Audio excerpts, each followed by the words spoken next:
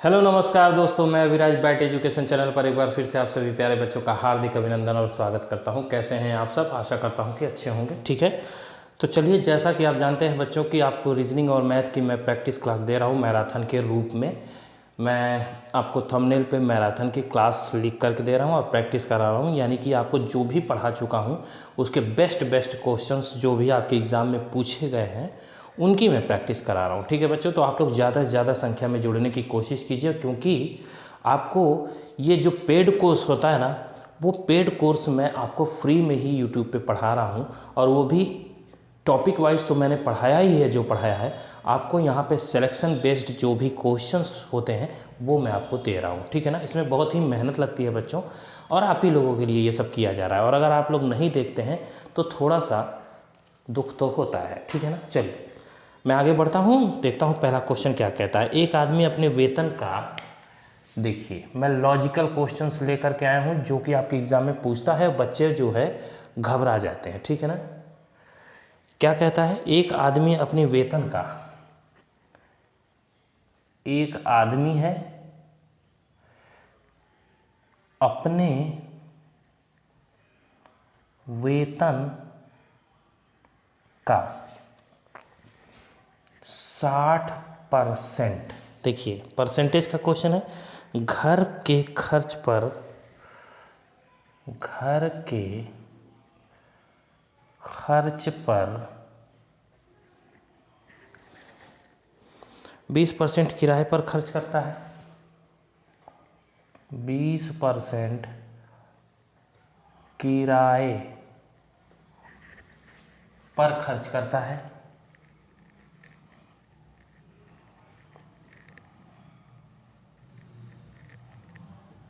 ठीक है बच्चों, इतनी बातें समझ में आ गई? अच्छा, और शेष वेतन में से, कहता है, और शेष वेतन में से 80% एक ट्रस्ट को दान कर देता है, एक ट्रस्टी को दान कर देता है।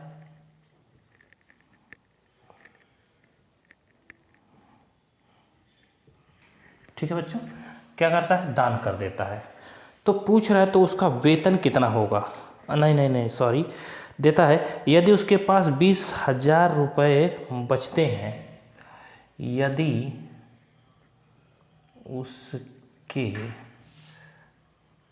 पास 20,000 रुपये बचते हैं तो उसका वेतन कितना होगा? उसका वेतन कितना होगा? देखिए, वेतन की बात कर रहा है बच्चों, ध्यान दीजिएगा। मैंने ऐसे क्वेश्चंस को बताया था आपको, मैं फिर से याद दिला दूं। जब भी शेष राशि की बात करता है तो शेष राशि जो होती है, यानी शेष राशि, यही है ना। और शेष राशि जब भी पूछे बच्चों तो आपको करना क्या है?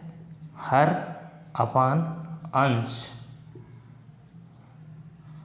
डिफरेंस हर, ये लेके चलना है। ठीक है ना, इतनी बातें समझ में आ गई होंगी आपको।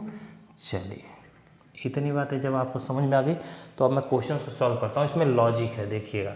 कई बच्चे होंगे जो कहेंगे सर ऐसे क्वेश्चंस को हम सॉल्व कर रहे हैं और आ नहीं रहा है आंसर। ठीक है ना, लेकिन आएगा। देखिए आएगा, कैसे आएगा मैं बता रहा हूँ। देखिए, शेष राशि पूछा है, ठीक है, 60% है, मैंने लिख लिया 60%।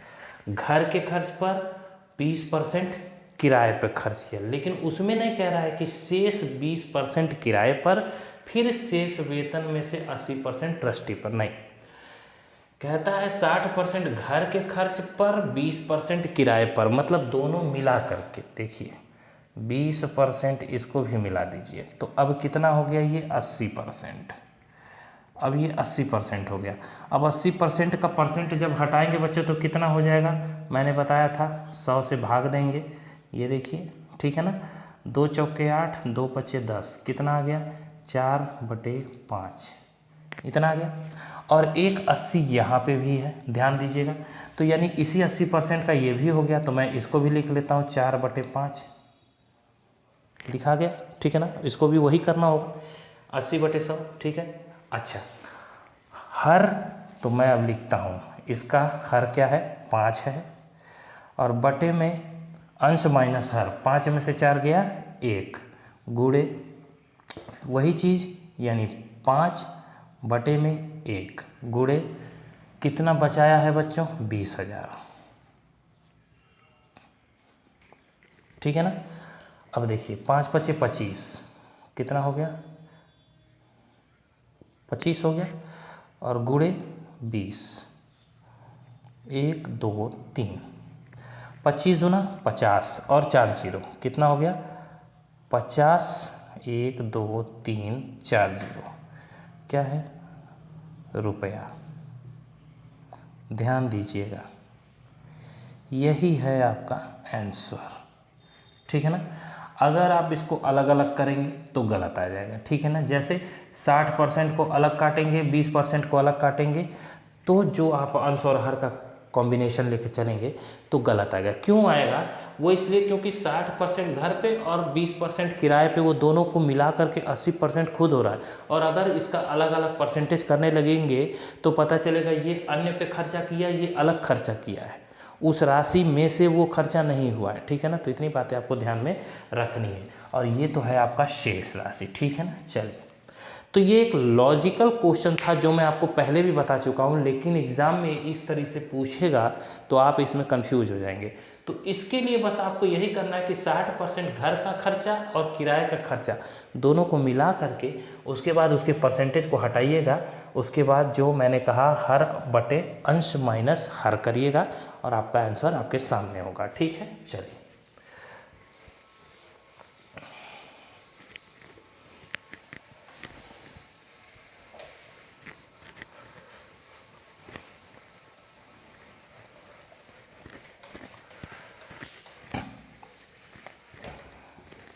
इस फॉर्मूले को लिख लीजिएगा ताकि आपको कहीं दिक्कत ना आए, ठीक है ना।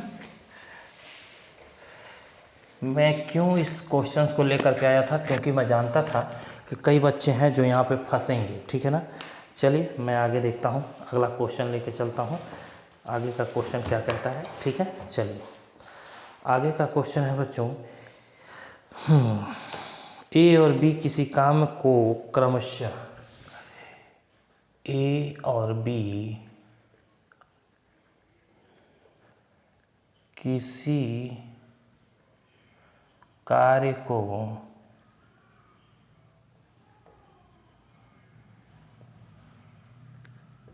क्रमशः 10 दिन और 40 दिन में पूरा करते हैं,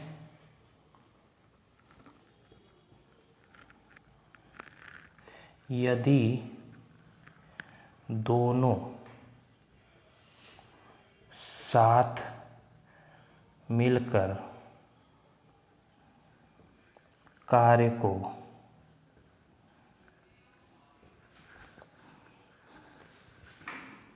शुरू करें तो कार्य कितने दिनों में समाप्त हो जाएगा, ठीक है ना। कह रहा है ए काम करता है कितना दिन 10 दिन, बी काम करता है 40 दिन, ठीक है ना। चलिए, मैं देखता हूँ और आपको भी समझाने की कोशिश करता हूँ। ए है, बी है, ऐसे कार्य को क्या करते हैं बच्चों, सीधा इनका एलसीएम ले लेते हैं। देखिए, ए है, बी है, कुछ मत करिए, 10 दिन इसने किया, 40 दिन इसने किया, इन दोनों का एलसीएम कितना हो गया 40 हो गया। देख लीजिएगा, मैं निकाल के दिखा दे रहा हूँ, 10 है, 40 है, 10 एकम 10, चौका 40, 4 दहा में 40, ठीक है ना, क्योंकि 4 एकम 4 कट गया, 40 आ गया। तो अब एक दिन का कार्य निकालिएगा, एक दिन का कार्य, मैंने बताया था हमेशा इसमें एक दिन का कार्य निकाला जाता है, याद रखिएगा। चलिए एक दिन का कार्य निकालेंगे तो 10 चौका 40 यानी 4 काम ये करेगा ए, और बी कितना दिन करेगा तो एक कार्य ये करेगा। दोनों को मिल करके कह रहा है कार्य करने को, तो मैं क्या करूँगा, 4 एक 5, 5 कार्य हुआ एक दिन में। दोनों मिल करके अगर कार्य करना शुरू कर रहे हैं तो 5 कार्य को अंजाम दे रहे हैं एक दिन में, ठीक है ना। और कुल कार्य कितना है बच्चों, मैंने ये आपको बताया था, ये आपका कुल कार्य है। जब आप एलसीएम लेते हैं, जो एलसीएम आता है वो आपका क्या होता है, कुल काम, ठीक है ना। तो कुल काम आपका कितना है, 40 है, और करना कितना है एक दिन में 5, तो कितना दिन लगेगा, 5 ओठे 40, 8 दिन, ठीक है बच्चों। कितना दिन लगेगा, 8 दिन लगेगा, ठीक है ना। बहुत ही सरल क्वेश्चन होता है बच्चों, लेकिन इसको निकालने के लिए जानते हैं कई बच्चे होते हैं जिनको टीचर्स बताते हैं, टीचर्स की गलती नहीं होती है, बच्चों को खुद समझना चाहिए। टीचर्स तो कई तरीके होते हैं बताने के, लेकिन जैसे ए ने कार्य किया कितना दिन, 10 दिन, तो एक दिन का कार्य निकालेंगे, एक दिन का कार्य, एक दिन का कार्य 1/10, और उसी तरह से बी का है तो बी का है 40 दिन, तो एक दिन का कार्य कितना हो जाएगा बच्चों, 1/40, दोनों को जोड़ेंगे तो कितना हो जाएगा, 1/10 प्लस 1/40, फिर एलसीएम लेंगे आ जाएगा 40, 10 चौका 4 प्लस 1, इसको करेंगे तो 5/40, और काटेंगे तो ये आ जाएगा आपका 1/8, और कार्य पूछता है तो जस्ट इसका उल्टा हो जाता है, तो कितना हो जाएगा, 8 दिन आ जाएगा। जब दिन की बात करेगा तो जस्ट इसका उल्टा हो जाता है, ये आपको मैंने बताया है, ठीक है ना, बेसिक रूल भी। लेकिन देखिए कितना जल्दी इससे होता है, ये चीज़ आप देख रहे हैं।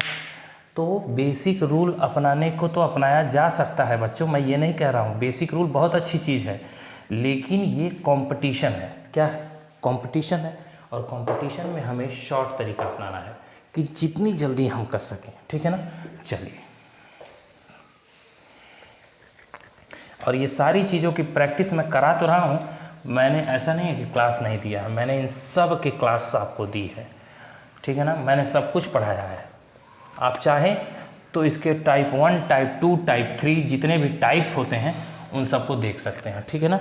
लेकिन मैं वैसे भी प्रैक्टिस तो करा ही रहा हूँ, जो नए बच्चे हैं वो तो सीखेंगे ही, ठीक है ना। चलिए आइए सीखते हैं, देखते हैं आगे क्या कहता है। एक वृत्त के केंद्र के एक ही ओर, एक वृत्त के केंद्र के एक ही ओर, इस क्वेश्चन को थोड़ा ध्यान से समझने की कोशिश करिएगा, ठीक है ना। पूछा गया क्वेश्चन है, ठीक है। स्थित 2 समांतर जीवाएं, स्थित 2 समांतर जीवाएं, 2 समांतर जीवाएं हैं, अच्छा, 12 सेंटीमीटर और 20 सेंटीमीटर लंबी हैं, 12 सेंटीमीटर और 20 सेंटीमीटर लंबी हैं। चलिए 20 सेंटीमीटर क्या है, लंबी है, तथा वृत्त की त्रिज्या, तथा वृत्त की त्रिज्या 5√13 सेंटीमीटर है,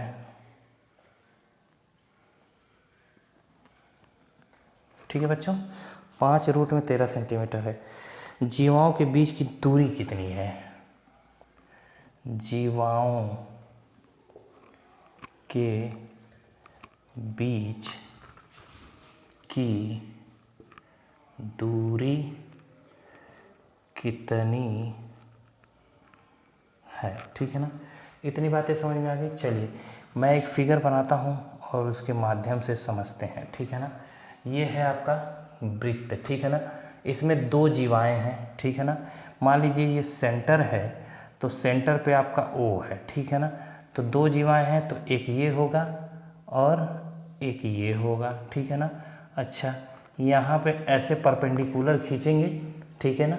ये क्या हो गया आपका M हो गया, ये आपका A हो गया, B हो गया, C हो गया, D हो गया और यहाँ पे N हो गया, ठीक है ना। इतनी बातें आपको समझ में आई। ये 2 जीवाएँ हो गई। अच्छा, ये कितना है बच्चों 12 सेंटीमीटर, ये कितना है 20 सेंटीमीटर। इतनी बातें समझ में आ गई, ठीक है। अब देखिए, एक कोण यहाँ से ऐसे बनेगा और एक कोण जो है बच्चों वो आपका ऐसे बनेगा, ठीक है ना। इतनी बातें समझ में आई। एक कोण आपका, सॉरी ये गलत हो गया, ठीक है ना। ये इस तरह से नहीं बनेगा, थोड़ा सा देखते हैं, ठीक है ना। ये कोण ऐसे बना और एक कोण ऐसे बना, ठीक है ना, ये ऐसे, ठीक है। अच्छा, इतनी बातें आपको समझ में आ गई। अच्छा बच्चों, ये देखिए, ये क्या है, ये त्रिज्या है, ये क्या है त्रिज्या है। तो देखिए OB इजक्वल टू OD, मैं लिख दे रहा हूँ। सॉल्यूशन अब मैं ले रहा हूँ, ध्यान से देखिएगा इस क्वेश्चन को कैसे करते हैं। OB इजक्वल टू OD हम लिख सकते हैं कि नहीं लिख सकते हैं, पहले ध्यान दीजिए। OB इजक्वल टू OD, ये हमें पता चल गया। अच्छा, अब अगर हम कहें कि ये है क्या, तो ये हमारी त्रिज्या है। तो त्रिज्या हमारी कितनी दी हुई है 5√13 सेंटीमीटर। इतनी बातें, एक एक चीज़ों को पहले हम लिख लेते हैं। अच्छा, AB हमारा 12 सेंटीमीटर है, AB हमारा क्या है 12 सेंटीमीटर है। तो बच्चों ये बताइए AM या MB इसका क्या होगा, आधा होगा। तो हम AB में AM अगर निकालें तो हमारा 6 सेंटीमीटर जस्ट इसका आधा होगा। और अगर हम MB करें तो भी हमारा 6 सेंटीमीटर होगा। जो पूछेगा उसको हम देख लेंगे, ठीक है ना। अच्छा, इसको भी देखिए, इसको भी देखिए, CN और ND, ठीक है ना। तो यहाँ पे CN और CD इज इक्वल टू अगर 20 सेंटीमीटर है तो CN इज इक्वल टू 10 हो जाएगा, जस्ट उसका आधा। और ND जो है, ND ये भी हमारा 10 सेंटीमीटर हो जाएगा, ठीक है ना। इतनी बातें समझ में आ गई आपको। ये सब आधे आधे पे हो गए और ये क्या है आपका त्रिज्या है, ठीक है ना। चलिए, अच्छा बच्चों, अगर हमसे ये पूछ रहा है, क्या पूछ रहा है, जीवाओं के बीच की दूरी, इनके बीच की ये दूरी पूछ रहा है, तो इसमें से हम इसको घटा सकते हैं। पूछा यह है MO पूछा है, इसी को पूछा है। और MO इक्वल टू अगर हमको निकालना है तो MO इक्वल टू हम लिख सकते हैं MN माइनस NO। इसको इसमें से घटा देंगे तो ये दूरी हमको पता चल जाएगी, ठीक है ना। अगर हमको MO पता करना है तो ये चीज़ों में से इन चीज़ों को घटा देंगे तो हमें इतनी चीज़ें पता चल जाएंगी। और ये निकलेगा कैसे बच्चों, तो ये पाइथागोरस थ्योरम से निकलेगा। कैसे निकलेगा, पाइथागोरस थ्योरम से, ठीक है ना। बात समझ में आ गई। चलिए, तो पहले हम इसको निकालते हैं, पहले पाइथागोरस थ्योरम इसमें अपनाते हैं, ठीक है ना। चलिए देखते हैं क्या होता है। ट्रायंगल MBO, ठीक है ना। MBO में पहले हम देखते हैं क्या होता है। ट्रायंगल MBO को अगर हम लेते हैं तो क्या होता है। MBO को लेते हैं तो OB का square is equal to MB का स्क्वायर और MO का स्क्वायर प्लस MO का स्क्वायर, ठीक है ना। अच्छा, इसमें डाटा क्या क्या दिया है पहले देख लेते हैं। OB है क्या, OB देखिए, OB को हम कह सकते हैं 5√13 इसका क्या है स्क्वायर है, बराबर MB का स्क्वायर। MB कहीं है क्या, MB है 6, ठीक है ना। तो ये हो गया 6 का स्क्वायर। निकाल लीजिए MO का स्क्वायर, ये निकलेगा, ठीक है ना। MO कहीं दिया ही नहीं है, MO पहले निकालेंगे तो क्या हो जाएगा, ये 5 × 5 = 25 में 13 का गुणा 25 और ये 13 पूर्णांक हो जाएगा, गुणे 13, ठीक है ना। स्क्वायर ख़त्म इज इक्वल टू, इसको ऐसे कर लीजिए, 6 × 6 = 36 प्लस एमओ का स्क्वायर, ये हो गया। अच्छा 13 पचे 65 का 5 हासिल 6, 13 दूनी 26, 26 6 32, 325 आ गया। ठीक है ना बच्चों, 325 और ये माइनस हो जाएगा 36 इज इक्वल टू एमओ का स्क्वायर। थोड़ा सा बड़ा है, समझने की कोशिश करिएगा, एग्ज़ाम में पूछा है। तो अब ये कितना हो जाएगा, घटेगा तो कितना हो जाएगा बच्चों, देखिए ध्यान से। तो अगर इसको घटेगा तो 6 दूनी 12, 13 14 15, 6 7 8 9 और ये 11 है, 3 है, 3 है तो 7 7 1 8 और ये हो गया 2, 289। अगर ये बराबर है एमओ के स्क्वायर के, ठीक है ना। तो अगर इसको मैं देखूं तो ये क्या लिख सकता हूं मैं, MO is equal to under root 289। इतनी बातें समझ में आ रही है। और ये अगर रूट हटा दे बच्चों तो कितना आ जाएगा, एमओ इज इक्वल टू 17। कितना आ गया बच्चों, एमओ इज इक्वल टू 17। ये 17 का स्क्वायर है, ठीक है ना, इसलिए मैं यहाँ पे 17 लिख दिया। इतनी बातें समझ में आ गई। चलिए अब मैं इसको बाद में देखेंगे, अब इसको मैं मिटा दूँ थोड़ा सा। अब यहाँ पे सॉल्व करते हैं दूसरी चीज़ों को। दूसरा ट्रायंगल लेते हैं, ये तो हो गया ये। अब लेते हैं O D N, triangle O D N, ठीक है ना। अब इसमें देखेंगे बच्चों तो हम क्या करेंगे, ओ डी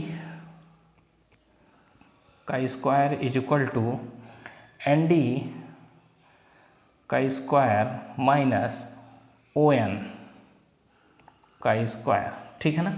अब ओ डी का स्क्वायर क्या है, तो आपका ओ डी यहाँ पे देखिए, ओ बी बराबर ओ डी और ओ डी बराबर ये, मतलब त्रिज्या। तो 5√13 का square is equal to N D है, ये कैपिटल में लिख देता हूँ मैं, एन डी, ठीक है ना। और ये ओ एन है। थोड़ा समझने की कोशिश करिएगा बच्चों, क्योंकि ये लॉजिकल क्वेश्चन होता है, इसको छोड़ना भी मैं सही नहीं समझता हूँ, थोड़ा सा इसको टाइम दीजिए। अच्छा एन डी का स्क्वायर देखिए, इसमें कहीं एन डी है क्या, एन डी है 10, ठीक है ना। तो यहाँ देखिए 10 का स्क्वायर, सारी चीज़ों को मैं यहाँ समझा दिया हूँ कि कैसे हो रहा है, ठीक है ना। 10 का स्क्वायर माइनस ओ एन का स्क्वायर। अब यहाँ ओ एन निकल जाएगा, क्यों, क्योंकि ओ एन हमको चाहिए और ओ एम चाहिए। देखिए ओ एम तो निकल गया, मतलब एम ओ कहिए चाहे ओ एम कहिए। अब ओ एन निकाल लीजिए। अब इसका ये किए थे तो कितना आया था बच्चों, ये किए थे तो 289 आया था, 289। डायरेक्ट रखिए, अब समय बचाइए और माइनस करिएगा जब इधर आएगा तो ये कितना हो जाएगा, 10 10 में 100 इज इक्वल टू क्या हो जाएगा, ओ एन का स्क्वायर, ठीक है ना। अभी तक ये जान लीजिए। अभी देखिए इसमें से ये घटाएंगे तो कितना आ जाएगा, 189। कितना आ जाएगा, ये आ जाएगा 189 is equal to O N का स्क्वायर, ठीक है ना। इतनी बातें समझ में आ गई। अच्छा देखते हैं, 5 5 25 21 0 1 5 5 10 5 2 225 225। कहीं गलती हुआ,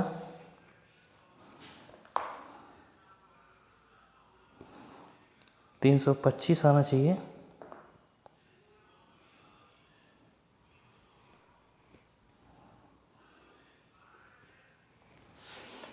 ओहो यहाँ है 325, सॉरी सॉरी सॉरी, इसीलिए तो मैं डायरेक्ट कर रहा था ना। ये देखिए 325 होगा बच्चों, ठीक है ना। थोड़ा ध्यान दीजिएगा आप लोग, थोड़ा सा ध्यान दीजिएगा। अच्छा अब देखते हैं इसको, थोड़ा सा मिस्टेक हो गया था यहाँ पे, मैंने जो वैल्यू यहाँ है इसकी स्क्वायर की है, मैं उसको ना लेके यहाँ पे ले लिया था, ठीक है ना। चलिए 325 था इसका स्क्वायर करने पे। अच्छा तो 325 में से 100 घटेगा तो कितना आ जाएगा, 225। डायरेक्ट मैं कर रहा हूँ, और ये कितना है, ओ एन का स्क्वायर है। तो जब ओ एन निकालेंगे बच्चों तो ये कितना हो जाएगा, रूट में आ जाएगा 225। और 225 किसका रूट होता है, तो ये होता है आपका, ओ एन लिख दे रहा हूँ, इज इक्वल टू ये होता है आपका 15 का, इसीलिए मैं 15 का निकाल रहा था, ठीक है ना। चलिए ठीक है, ये 15 का है। अब देखिए मैंने आपको फॉर्मूला बताया था कि ओ एम चाहिए हमको, ओ एम चाहिए हमको, तो हम क्या करेंगे, हम ओ एम, ओ एम चाहिए हमको, नहीं ओ एम नहीं चाहिए ना, ओ एम में से ओ एन, ओ एम में से ओ एम, हमको क्या चाहिए, एम एन चाहिए ना, हाँ सॉरी, हमको चाहिए एम एन, ठीक है ना, एम एन हमको ये चाहिए, ये वाला पार्ट, ठीक है ना, ये चाहिए एम एन, ठीक है ना, जीवाओं के बीच की दूरी, ये एक जीवा और एक जीवा, तो इसके बीच की दूरी ये है, तो एम एन होगा, ठीक है बच्चों। और एम एन हमको चाहिए, तो एम एन इक्वल टू क्या होता है, O M minus O N, ठीक है, इतनी बातें समझ में गई। पूरे में से इतने को घटा दीजिए, आ जाएगा, ठीक है ना, पूरे में से इतने को घटाइए तो ये चीज़ें आएंगी। अब वैल्यू रख दीजिए, एम एन इक्वल टू क्या हो जाएगा, ओ एम है 17, देखिए यहाँ पे निकला है, ठीक है ना, ओ एम कहिए या एम ओ कहिए, यहाँ पे एम ओ लिख लीजिए, चलिए ठीक है ना, एम ओ है 17, अरे यार क्या लिखा रहा है, देखिए 17 और ये है आपका 15, अब ये आपका कितना आ गया बच्चों, एम एन इक्वल टू 2, क्या आया, M N equal to 2 centimetre, बात समझ में आई। और ये आपका क्या था, सेंटीमीटर ही था, ठीक है ना, चलिए यही आपका आंसर है। देखिए इसको हल करने का तरीका क्या है बच्चों, मैंने आपको अच्छे से बता दिया है, अब आपकी मर्जी है कि आप इस क्वेश्चन को कैसे सॉल्व करते हैं, क्योंकि इसका कोई शॉर्ट तरीका नहीं होता, ठीक है ना। और एग्जामिनर जो है एक क्वेश्चन ज़रूर इसमें का डालता है ताकि बच्चे परेशान हों, लेकिन अगर आपके पास समय बचता है तो आप ऐसे क्वेश्चंस को छोड़िएगा मत, क्योंकि बहुत ही सरल होता है, बस कैलकुलेशन होता है और कैलकुलेशन के आधार पर इसको सॉल्व करना होता है। जैसे यहाँ से यहाँ तक की वैल्यू अगर दी थी 12, तो यहाँ से यहाँ तक आधा है और यहाँ से यहाँ तक आधा है, तो ये भी आपका 6 हो जाएगा, ये भी आपका 6 हो जाएगा, ये पार्ट 6 हो गया, ठीक है ना। उसी तरह से यहाँ 20 दिया है तो ये पार्ट 10 हो जाएगा, ये पार्ट 10 हो जाएगा, इतनी बातें समझ में आ गई। ये आपकी त्रिज्या है, ये भी आपकी त्रिज्या बता रहा है, तो ये त्रिज्या बराबर इस त्रिज्या के होगी और ये पार्ट बराबर इस पार्ट के होगा, ये पार्ट बराबर इस पार्ट के होगा। बस उतनी चीज़ों को मैंने यहाँ पर लिख दिया और उतनी चीज़ों को लिखने के बाद मैंने उसको सॉल्व कर दिया। कैसे सॉल्व किया, तो पाइथागोरस थ्योरम से। एक ट्रायंगल हमारा ये बन रहा था और दूसरा ट्रायंगल जो है हमारा ये बन रहा था, बस इन्हीं दो ट्रायंगलों को लेकर के हमने सॉल्व किया और उसके बाद इनको घटा दिया, बीच में आ गया हमारे दो जीवाओं के बीच की दूरी, ठीक है ना। बस इतनी सी है कहानी। चलिए बच्चों, आप ही लोगों के लिए मैं इतनी मेहनत कर रहा हूँ ताकि आप लोगों को कहीं से भी क्वेश्चंस छूटे नहीं, लेकिन अब आपके ऊपर है, अगर आप लोग करना चाहें तो कर लीजिएगा। इसका कोई शॉर्ट तरीका तो अभी तक नहीं मैं बता पाऊँगा, ठीक है ना बच्चों। अगर आपको लगता है कि इस क्वेश्चंस को करना चाहिए तो ट्राई कीजिए, अगर प्रैक्टिस में आ जाते हैं तो शायद ये क्वेश्चंस आपसे हल हो जाए, ठीक है ना। क्योंकि ये क्वेश्चंस रिपीटेड होते हैं, क्योंकि ये क्वेश्चंस जो है ना अपने मन से नहीं बनाए जाते हैं, ठीक है ना, ये क्वेश्चन सेलेक्टेड होते हैं। चलिए फिर भी देखते हैं आगे क्वेश्चन क्या कहता है। चलिए, एक घन का पृष्ठीय क्षेत्रफल, एक घन का पृष्ठीय क्षेत्रफल कितना दिया है, 486 सेंटीमीटर स्क्वायर है, 486 सेंटीमीटर स्क्वायर है, 486 सेंटीमीटर स्क्वायर है। तो पूछा क्या है बच्चों, आयतन ज्ञात कीजिए, तो आयतन ज्ञात कीजिए।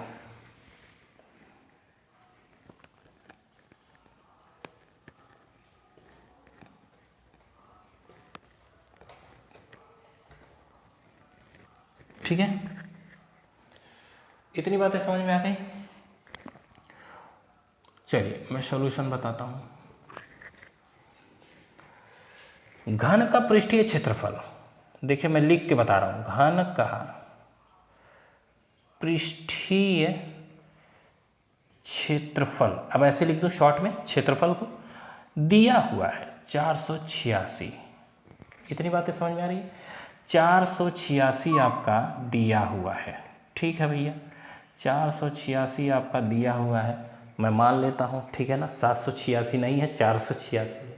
चलिए अच्छा भैया, घन का पृष्ठीय क्षेत्रफल दिया हुआ है और घन का पृष्ठीय क्षेत्रफल,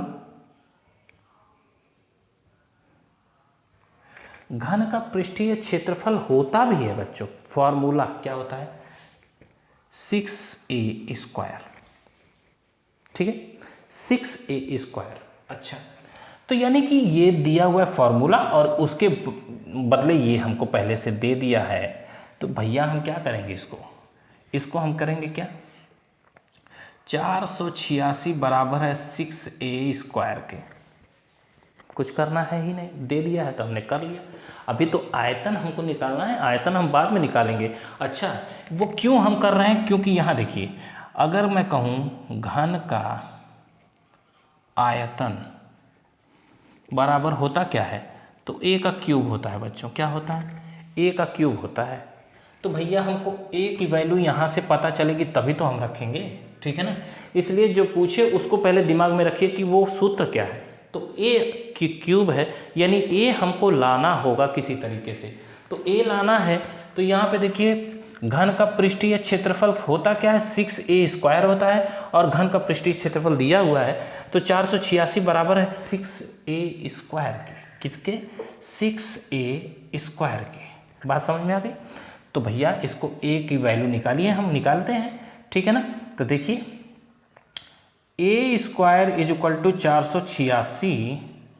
486/6, थोड़ा 4 इस तरीके से लिखते हैं, थोड़ा मेरा मन कर रहा है, ठीक है ना, थोड़ा सा देखिएगा।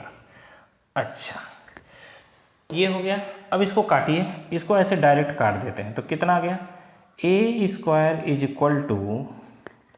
6 × 48 यानी कि 8, और 6 × 6 यानी कि 1, 81, और 81 किसका स्क्वायर है। अब मैं इसको देखिए क्या कर सकता हूँ, a = कितना आ जाएगा, क्योंकि मुझे a चाहिए पहले, तो a अगर निकालेंगे तो स्क्वायर इस पे चढ़ाएंगे, तो स्क्वायर इस पे चढ़ाएंगे का मतलब क्या हो जाएगा, 81 का स्क्वायर हो जाएगा, और 81 का स्क्वायर होता क्या है, किसका स्क्वायर है ये, a किसका स्क्वायर होता है बच्चों, स्क्वायर का मतलब इसके ऊपर स्क्वायर चढ़ाने का मतलब ये नहीं है, अगर स्क्वायर चढ़ा देंगे तब तो दुगना हो जाएगा, ये ऐसे हो जाएगा, ठीक है ना, रूट में हो जाएगा, स्क्वायर हटा तो ये रूट दूसरे वाली संख्या पे चढ़ा। अच्छा, अब ये हो गया आपका रूट में 81, तो जब रूट से हटाएंगे तो ये कितना आ जाएगा आपका, तो ये वैल्यू जो है बच्चों वो आ जाएगी a = 9। क्यों 9, अभी मैं बताता हूँ, 9 के 9 9 81, 9 का जब स्क्वायर करेंगे तो कितना होता है 9 81, और वही तो होता है रूट, ठीक है ना, तो 9 आ गया a की वैल्यू। अब यहाँ पे आप रख दीजिए a की वैल्यू, 9 का क्यूब पूछा है, कितना हो जाएगा 9 × 9 × 9, और 9 9 81 × 9, और बराबर में कितना हो जाएगा 9 × 1 = 9, 9 × 8 = 72, ठीक है ना, कितना आ गया 729 सेंटीमीटर क्यूब। क्यों क्यूब, क्योंकि क्यूब दिया है, तो आंसर भी हमारा क्यूब में ही आएगा, क्योंकि आयतन है, ठीक है ना, इस बार आयतन है। ध्यान दीजिएगा किस तरह से क्वेश्चंस को निकालते हैं, ये सारी चीज़ें आपके ऊपर डिपेंड करती हैं, ठीक है बच्चों। तो अच्छे से इसको समझ लीजिए कैसे क्वेश्चंस को सॉल्व किया है मैंने, अब उसको देख लीजिए और उसी तरीके से निकाल लीजिएगा। आपका पूछा था आयतन, तो आयतन का फॉर्मूला दिमाग में अगर आता है तो a का क्यूब होता है, और आयतन के बाद अगर घन का पृष्ठीय क्षेत्रफल पूछे तो मैंने आपको पढ़ाया था घन का पृष्ठीय क्षेत्रफल होता है 6a², तो उसमें a इन्वॉल्व है, मतलब उसमें आया हुआ है, तो a की वैल्यू हम पहले निकाल लेंगे, क्योंकि उसका पृष्ठीय क्षेत्रफल तो दिया हुआ है, तो उस फार्मूले यानी 6a² = कितने के, 486 के, तो हमने a की वैल्यू निकाल ली, ठीक है ना, इतनी बातें आपको समझ में आ गई होंगी। अच्छा, जब ए की वैल्यू निकल गई तो हमने क्या किया, आयतन का फार्मूला होता है घन का ए क्यूब, तो ए पे हमने वैल्यू को पुट कर दिया और क्यूब निकाल दिया, उसका 729 सेंटीमीटर क्यूब आ गया। ठीक है ना। चलिए आगे बढ़ते हैं। मज़ा आ रहा है? क्लास कैसी लग रही है बच्चों, ज़रूर मुझे कमेंट करके बताया करिए। ठीक है ना, क्योंकि आप ही लोगों के लिए ये सारी मेहनत की जाती है। बस मुझे गुरु दक्षिणा के रूप में ये चाहिए कि आप लोग कमेंट करें। ठीक है ना, चाहे वो अच्छा हो चाहे बुरा हो, मुझे कोई फ़र्क नहीं पड़ता। अगर मैं अच्छे से पढ़ा रहा हूँ, आप लोगों को समझ में आ रहा है, तो आप लोग मुझे खुद पे खुद अच्छे कमेंट करेंगे। अगर मैं आप लोगों के लिए ख़राब कार्य कर रहा हूँ और अगर ख़राब पढ़ा रहा हूँ, तो आप लोग मुझे नेगेटिव कमेंट करेंगे। ठीक है ना, तो वो आपके ऊपर डिपेंड करता है और मुझ पे तो डिपेंड करता ही है कि मैं कैसा पढ़ा रहा हूँ। तो मैं अपनी पूरी कोशिश करता हूँ कि मैं अपना परफॉर्मेंस 100% आपको दे सकूँ। ठीक है ना। चलिए आगे बढ़ते हैं बच्चों, देखते हैं कि आगे क्या है। चलिए, दिया गया है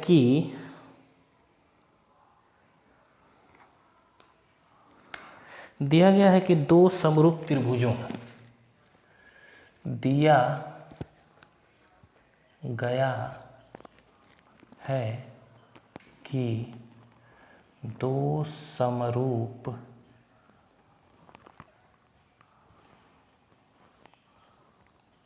त्रिभुजों, ये ज है, ठीक है ना, त्रिभुजों जैसे कि ट्रायंगल एबीसी और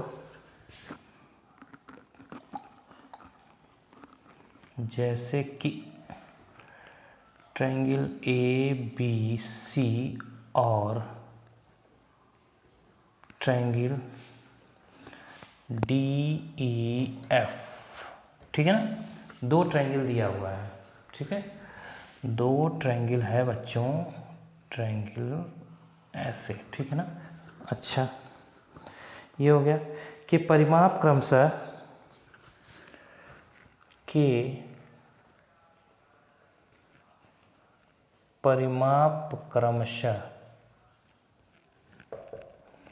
9 सेंटीमीटर और 24 सेंटीमीटर,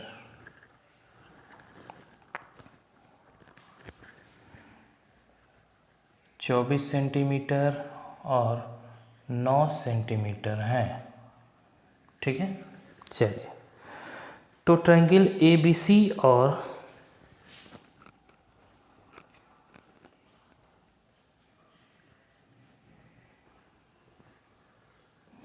ट्रायंगल डीईएफ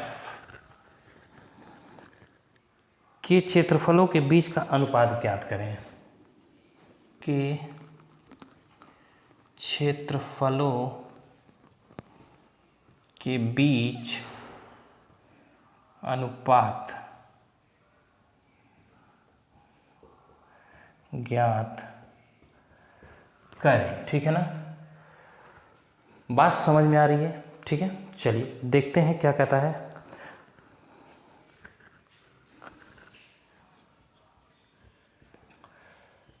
समरूप त्रिभुजों के क्षेत्रफल का अनुपात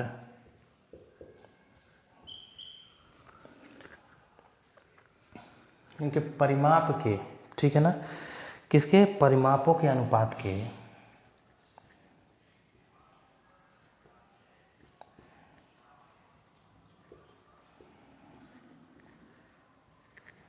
स्क्वायर के बराबर होता है। बात समझ में आ रही है? ये आपको हिंट है, याद रखिएगा। ठीक है बच्चों। अच्छा, चलिए देखते हैं। मैंने सॉल्यूशन में क्या लिया है, 24 सेंटीमीटर है ये, और एक क्या है, 9 सेंटीमीटर है ये। ठीक है ना। अच्छा, इनका अनुपात लेना है, मैं पहले से ही ले रहा हूँ। ठीक है ना, 3 से काटिए, 3 त्रिक के 9, 3 बटे 24, कितना आ गया, 8:3। ठीक है। अच्छा, अब इसका क्या करना है, परिमाप का अनुपात अगर निकालना है तो स्क्वायर कर दीजिए, तो इसका स्क्वायर और इसका स्क्वायर, ठीक है ना। अब ये कितना आ गया, 8 बटे 64 रेशियो 3 त्रिक 9, कितना आ गया बच्चों, 64 रेशियो 9, ठीक है ना। यही आपका अनुपात आएगा। कैसे आए, मैंने आपको बताया। समरूप त्रिभुजों के क्षेत्रफल का जो अनुपात होता है, ठीक है ना, वो परिमाप जो उसका होता है उसके अनुपात के स्क्वायर के बराबर होता है, ठीक है। तो हमने क्या किया, जो भी इनके त्रिभुज दिए हुए थे समरूप में, ये 24 सेंटीमीटर और 9 सेंटीमीटर, ये समरूप त्रिभुज है। देखिए समरूप है तो समरूप है, ध्यान दीजिएगा। तो हमने क्या किया, सीधे उसको लिख लिया और उसको हमने काट दिया। एक ही संख्या से काट सकते हैं तो 3 से काटा, 3 त्रिक 9, 3 बटे 24 आ गया 8 रेशियो 3।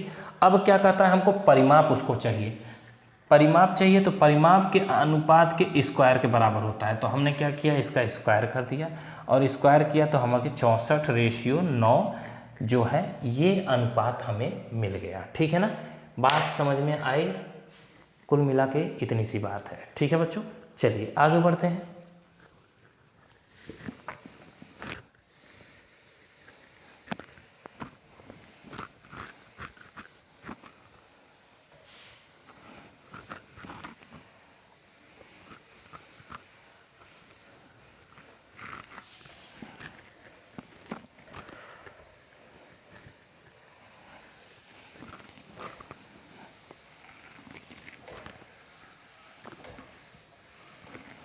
चलिए अगला क्वेश्चन देखते हैं क्या है। x का वह न्यूनतम मान क्या होगा, x का वह न्यूनतम मान क्या होगा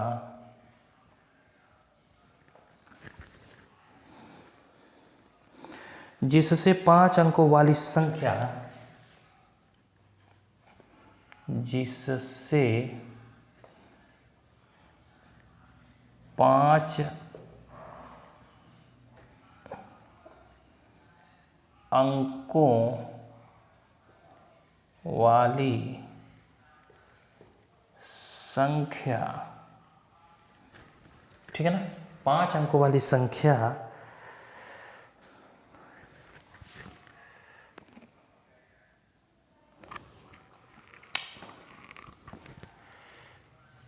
टू 6 to 7 x 5, ठीक है ना। अगर ये दिया है जो कि 9 से विभाज्य, 9 से विभाज्य हो जाए,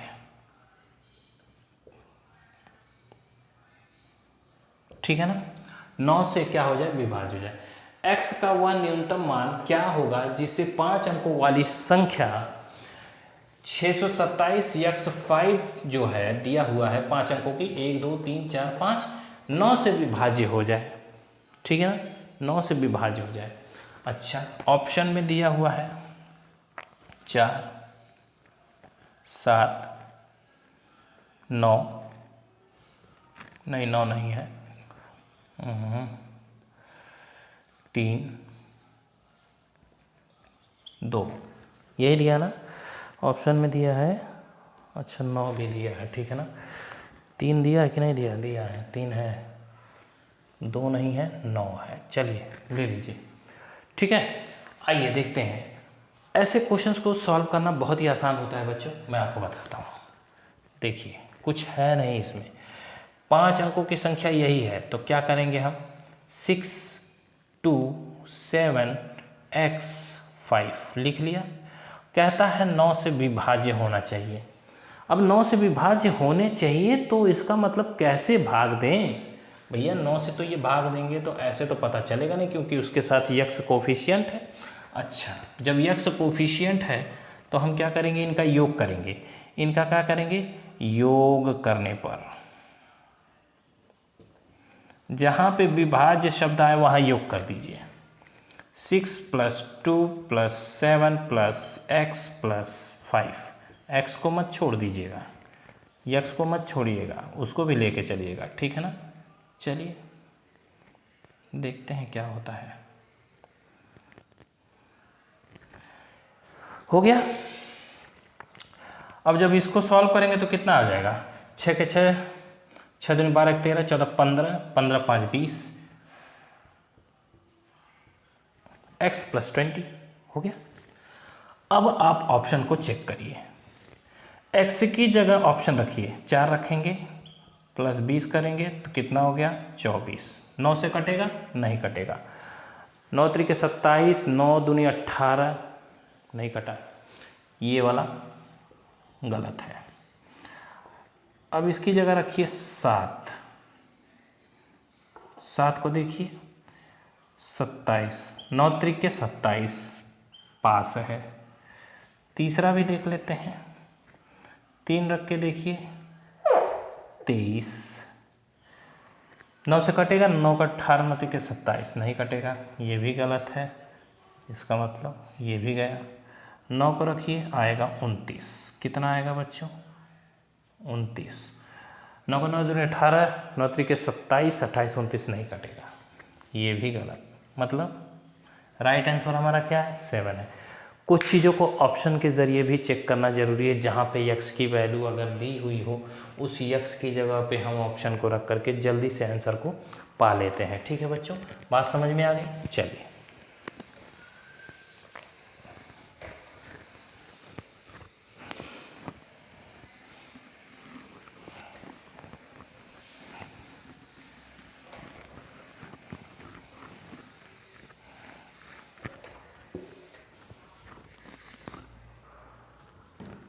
ठीक है, बताइएगा क्लास कैसी लग रही है बच्चों, ठीक है ना।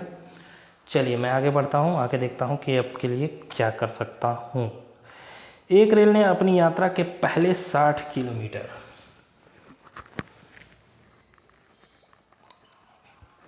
एक कार ने अपनी यात्रा के पहले 60 किलोमीटर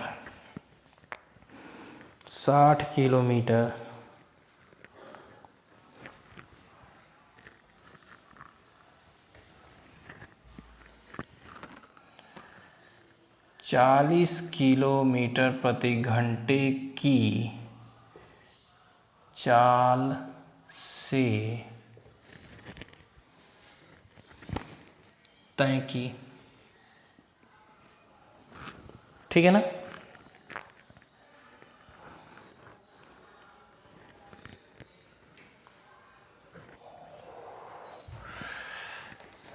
औसत चाल से,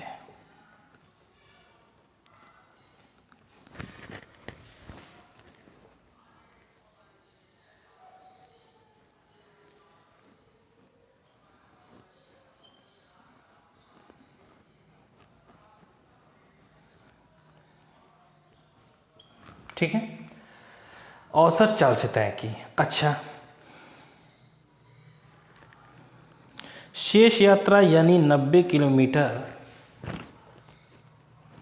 शेष यात्रा यानी 90 किलोमीटर की दूरी 45 किलोमीटर प्रति घंटे की औसत चाल से तय करती है, ठीक है। तो पूछा क्या है बच्चों,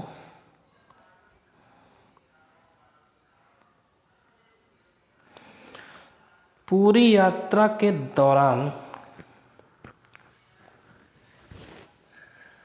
पूरी यात्रा के दौरान कार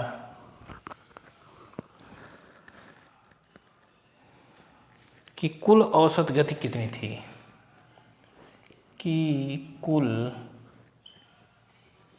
औसत गति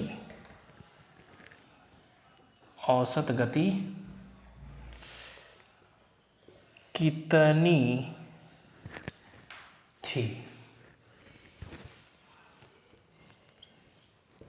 ठीक है, ऐसे क्वेश्चंस को मैंने आपको बताया था कि औसत गति कैसे हम निकालते हैं। देखिए, औसत गति निकालना है, पहले तो हम देख लेते हैं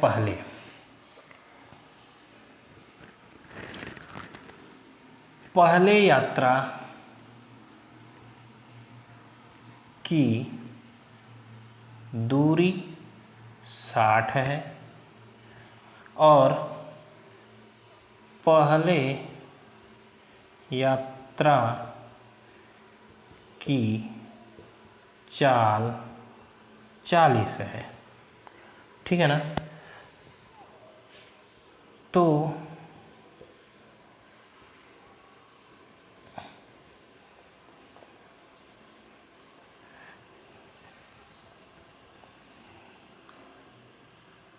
समय बताइए बच्चों कितना लगा। समय बराबर दूरी बटे 4, दूरी है 60, ये है 40, 2 दूनी 4, 2 तिहाई 6, कितना आ गया 3/2। अब 3/2 का मतलब क्या होता है, 2 से भाग दीजिएगा, 2 एक कम 2, तो आ जाएगा 1.5। ठीक है ना, क्या आ गया घंटा। तो मैं लिख देता हूँ घंटे। ठीक है ना, 1.5 घंटे। ठीक है ना, चलिए ये तो निकल गया उनका समय। तो मैं यहाँ पे लिख देता हूँ समय बराबर 60/40, इसको भी सॉल्व कर देता हूँ और बराबर में लिख देता हूँ 3/2 और बराबर में 1/1.5 घंटे। इधर लिखने की ज़रूरत नहीं है। ठीक है ना, थोड़ा सा जगह मिल जाएगा। चलिए देखते हैं, दूसरा कहता है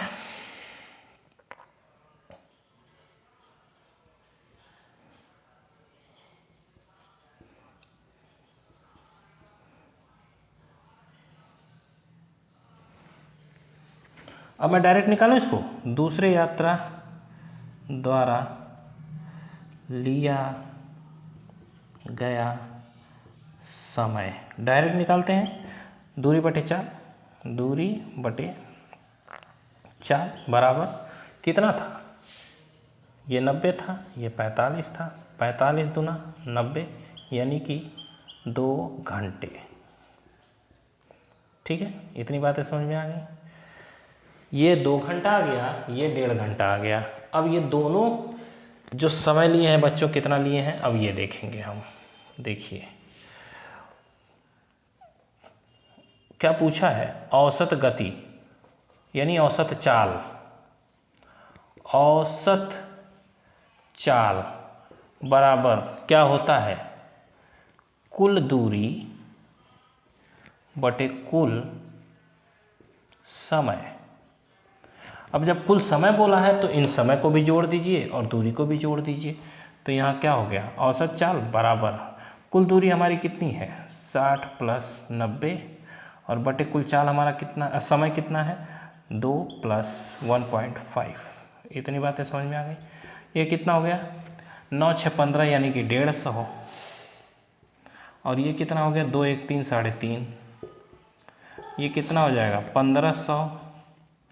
अगर यहाँ पे पॉइंट हटाएंगे तो और ये हो जाएगा 35। हो गया 5 × 7 = 35, 5 × 3 = 15, 300। 7 से भाग दीजिए तो अभी आया आपका 300/7। इतनी बातें समझ में आ गई। अब 7 × 4 = 28, 4 29, 30, 2/7 क्या आया, गति है किलोमीटर प्रति घंटा।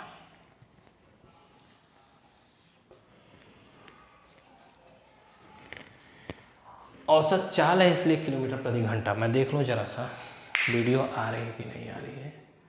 चलिए आ रही है। ठीक है बच्चों, कैसे निकला देख लिया आपने।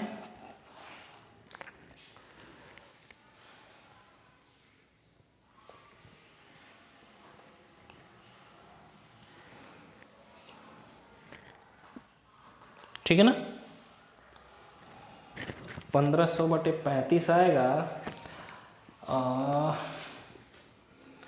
5 3 15 डबल 0 और 5 7 35, 7 से भाग दीजिएगा। 7 चौका 28, 29 30। अरे यार देखिए तो ज़रा गलती होगा क्या। 7 चौका 28, 2, 7 दूनी 14, 42 आएगा। 14 26, सॉरी ये आंसर यहाँ पे आएगा आपका 22 सही 6/7 किलोमीटर प्रति घंटा। ठीक है ना, थोड़ा सा आप लोग चेक कर लीजिएगा भाग दे करके, ठीक है ना। चलिए तो आपका 42 सही 6/7 घंटे जो है किलोमीटर प्रति घंटे की चाल से ये उसकी औसत चाल होगी। ठीक है ना बच्चों। चलिए मैं आगे बढ़ जाता हूँ, देखता हूँ अगला क्वेश्चन आपके लिए क्या है। चलिए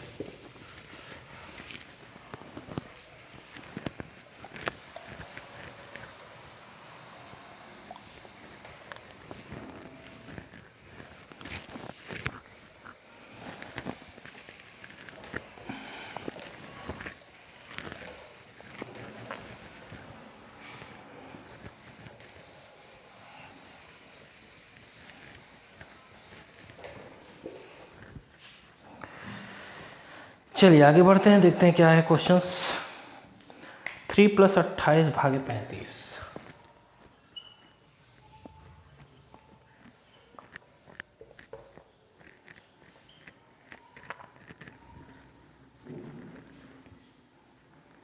गुणे 15 + 4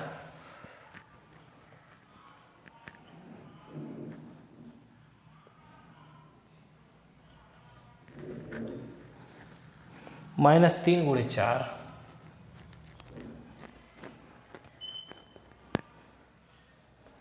= क्वेश्चन मार्क, मतलब कि लाना है। ठीक है ना, इतनी बातें समझ में आ गई। ऑप्शन भी दे दें क्या? चलिए ऑप्शन भी दे देते हैं। A = 9, B = 3, C = 7, D = 5। देखिए ये मैंने ऑप्शन बना दिए। देखिए इसको सॉल्व करिए।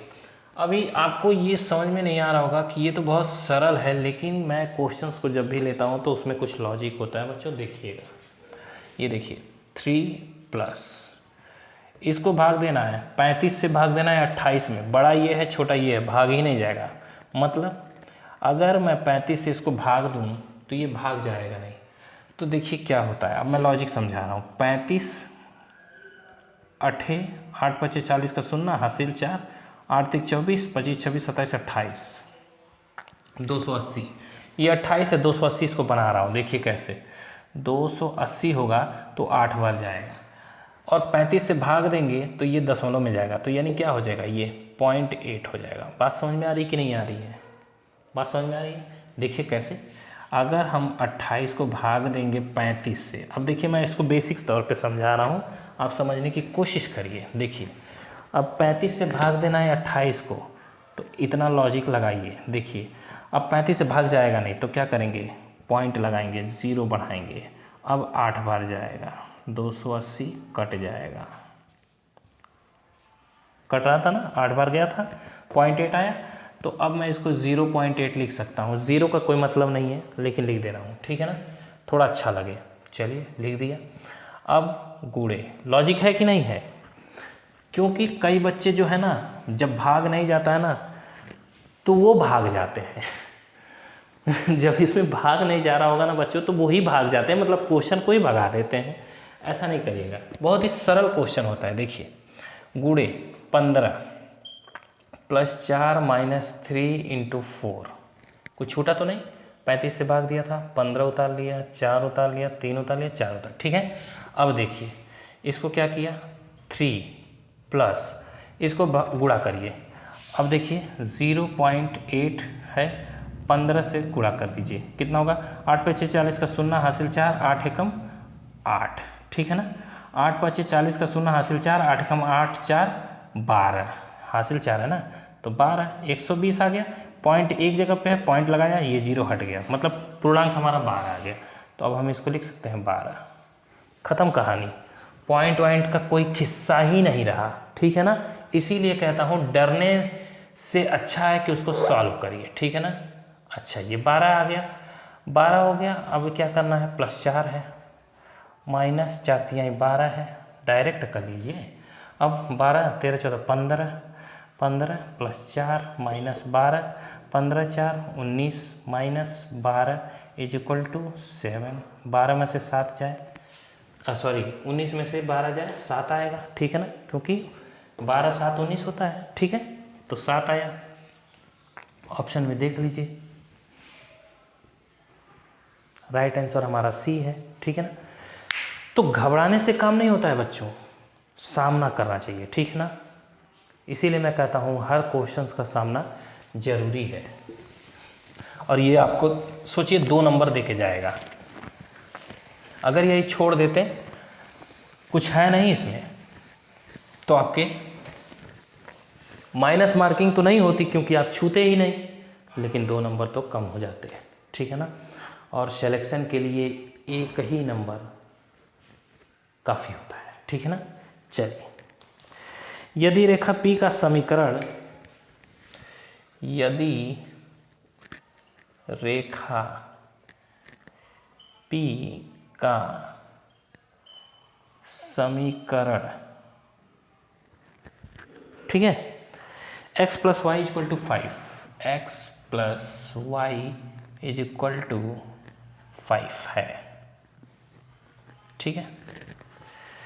तथा रेखा Q का समीकरण, तथा रेखा Q का समीकरण x - y = 3 है, ठीक है बच्चों।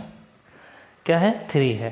तो दोनों रेखाओं के लिए उभयनिष्ठ बिंदु, तो दोनों रेखाओं के लिए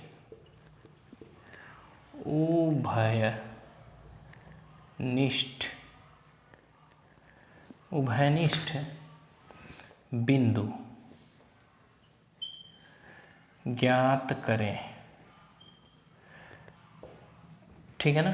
2 समीकरण दिया रहता था इंटर में, याद करिए 12+ में जब हम पढ़ते थे तो उसमें 2 बिंदुओं का मान दिया रहता था, ठीक है ना। कैसे, ऐसे करके 2, 4 ऐसे, -2, -6 ऐसे। तो यही बिंदु जो है वो हमको ज्ञात करने के लिए कह रहा है इस समीकरण से, ठीक है ना। चलिए आइए वही समीकरण हम यहाँ पे देखते हैं, ठीक है ना। चलिए सॉल्यूशन लेते हैं बच्चों, कुछ है नहीं इसमें, बस देखिए P है, P को क्या कहता है, x + y = 5 है, और Q को दिया हुआ है x - y = 3, ठीक है ना। अब हमको कुछ समझ में नहीं आ रहा है, ये तो कट भी जाएगा, तो इसका मतलब क्या करिए, इन दोनों को योग करने पर समीकरण 1 और 2 को जोड़ने पर, ऐसे लिख सकते हैं। मैं डायरेक्ट लिख दे रहा हूँ योग करने पर, ये सब लिखना नहीं है, बस सॉल्व करना है। देखिए अब मैं इसको सॉल्व कर रहा हूँ, देखिए क्या होता है। इसको अगर ऐसे काट दें डायरेक्ट, ये तो कट ही गया, कुछ है ही नहीं, तो क्या हो गया, x + x = 5 + 3, तो ये हो गया आपका 2x = 8, तो x = 8/2, 2 से काट दिया तो आ गया x की वैल्यू 4। एक समीकरण हमको मिल गया, x की वैल्यू 4। अब हम क्या करेंगे,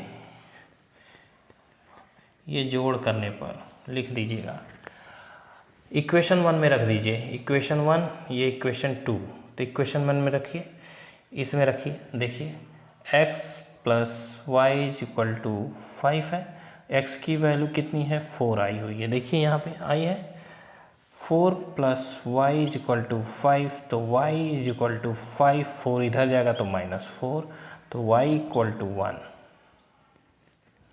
हमें 2 समीकरण मिल गए, क्या क्या, एक मिल गया हमको 4 और एक मिल गया हमको 1।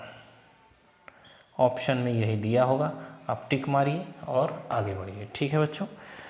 तो समझ में आ गया किस तरह से क्वेश्चंस को सॉल्व करते हैं।